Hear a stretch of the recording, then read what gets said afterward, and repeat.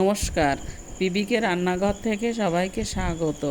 দেখো বন্ধুরা, আমি আমাদের উঠানের পাশের পাঁচিলের গা থেকে এই কচু শাকগুলো কেটে এনেছি।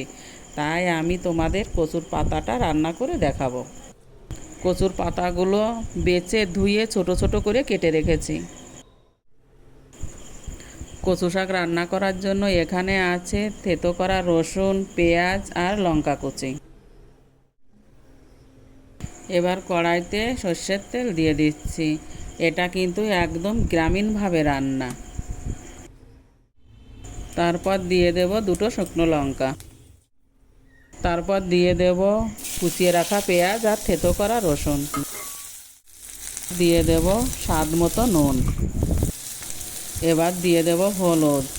দিয়ে একটু সময় পর্যন্ত নাড়াচাড়া করতে থাকবো। পেঁয়াজ রসুন ভাজা হয়ে গেছে, এবার দিয়ে দেব সেই কেটে রাখা কচু শাক।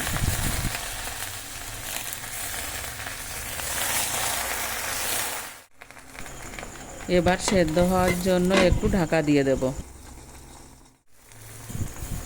ঢাকনাটা উঠিয়ে এবার একটু নাড়াচাড়া করতে থাকবো। তার মানে এপিট ওপিট করে একটু উল্টিয়ে দিতে হবে।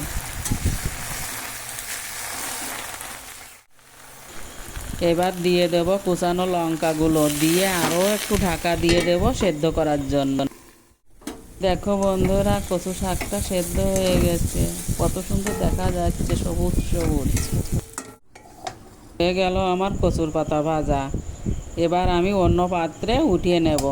বন্ধুরা, আমার এই রেসিপিটা যদি ভালো লেগে থাকে তাহলে লাইক, কমেন্ট, শেয়ার ও সাবস্ক্রাইব করে পাশে থাকবেন।